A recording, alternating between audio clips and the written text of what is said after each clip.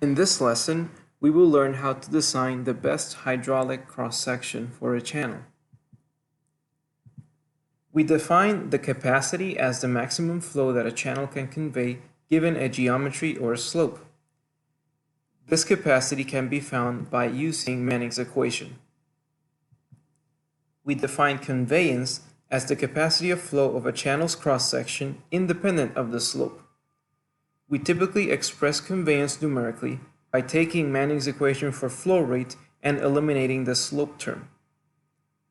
This means that we can quantify flow rate as the product of conveyance times the square root of slope. When designing channels, water resources engineers typically start off with a given flow rate. Using this flow rate, which we call a design flow, water resources engineers will have to determine the appropriate cross-section geometry that can convey the flow rate within its channel.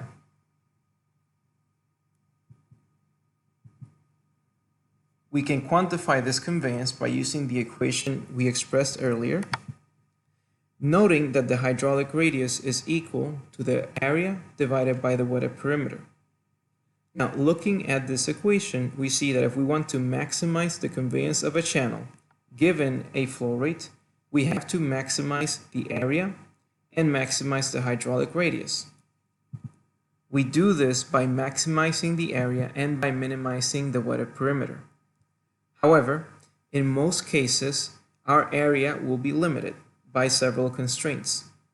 Therefore, if we start off with a known maximum area that we cannot exceed, then our only option is to minimize the wetted perimeter. In this lesson, we will focus on how to minimize the wetted perimeter given an area.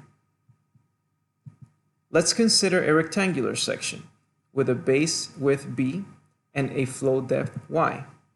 We know that the area of the rectangular section can be calculated as the product of b and y. The wetted perimeter can be calculated as the sum of b and twice the depth. Given an area, what combination of b and y produces the highest conveyance? We can figure this out by choosing a dimension and expressing it as a function of area. In this example, I will choose to express the depth as a function of area, giving me the expression y equals a over b.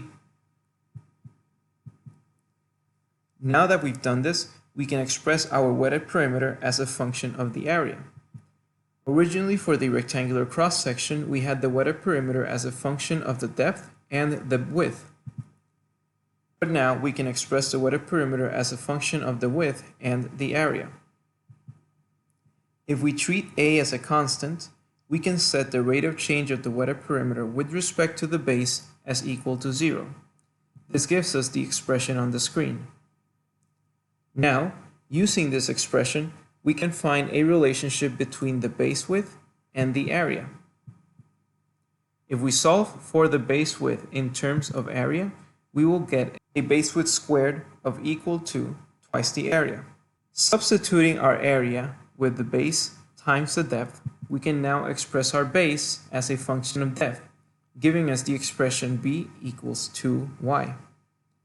This means that for a rectangular section, the combination of dimensions that produces the highest conveyance will be when the base is equal to twice the channel depth. We define the best hydraulic cross-section, or the most efficient cross-section, as the combination of dimensions in the cross-section that produces the highest conveyance. For a rectangular channel, the best hydraulic cross-section is one where the base is equal to twice the channel depth. This means that the area will be equal to twice the square of the depth, and the wetted perimeter will be equal to 4 times the depth, which in turn gives us a hydraulic radius of half of the depth. Let's try an example. If we are given an area of 2 square meters, then let's design a rectangular section that has the highest conveyance. We know that the base has to be equal to twice the depth, which means that the area has to be equal to twice the square of the depth. Knowing that our maximum area is 2 square meters, we can use this to solve for our depth, which gives us a depth of 1 meter. Plugging this back into our base expression, we will get a base of 2 meters, and this will be the dimensions that produce the highest conveyance with the maximum area of 2 square meters.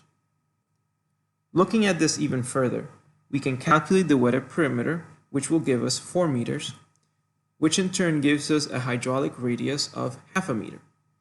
But how can we be sure that these combinations of dimensions are actually the ones that produce the highest conveyance?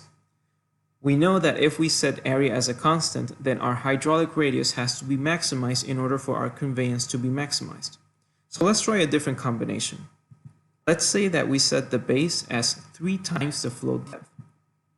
This means that the area will be 3 times the square of the depth, and the wetted perimeter will be 5 times the depth. This gives us a hydraulic radius of 3/5 of the depth. Now, 3/5 of the depth looks bigger than half of the depth. However, remember that since our area remains constant, our depth in this expression may not be the same as the depth that we got in our earlier exercise. So let's look at that.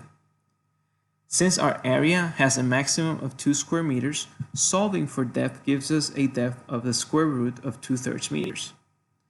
Plugging this back into our expression for base gives us a base width of square root of 6 meters. Now let's see how that impacts our area, our wetted perimeter, and our hydraulic radius. Our area will be equal to 2 square meters. Of course, that was the value that was given. Our wetted perimeter, on the other hand, will be equal to the square root of 50/3 meters. Finding the hydraulic radius by dividing the area over the wetted perimeter will give us a value that is close to 0.49 meters, slightly lower than the hydraulic radius that we found using the best hydraulic cross-section dimensions. We can try for many other combinations of base and depth, but you'll find that there won't be any other combination other than b equals 2 times y that will give us a hydraulic radius of half a meter, and there will be no combination of dimensions that will give us a higher hydraulic radius than that.